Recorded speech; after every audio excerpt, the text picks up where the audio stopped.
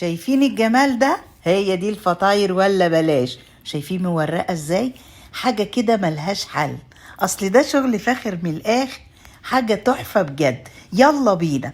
ومعانا دلوقتي دقيق وخميرة وسكر وبيكنج ورشة ملح ولبن بودر والزيت ومية دافية، وهنقلبهم على بعض ونعجنهم ونسيبهم يخمروا بالشكل ده، ونيجوا قصينها 2 ونفردهم. كل واحدة هنعمل واحدة حادق وواحدة حلو، وهنمسحها بالزبدة ونقطعها بالشكل ده ونطبقها زي الفطير ونسيبها ربع ساعة، وبعد كده نفردها ونحط عليها القرفة والسكر ونقطعها بالشكل ده ونسيبها تخمر، والتانية نفردها ونقطعها بالشكل ده ونحشيها حلو وحادق، واما يخمر ندهنهم ونحطهم في الفرن ويطلعوا بالجمال اللي انتوا شايفينه. والفيديو كامل في اول كومنت.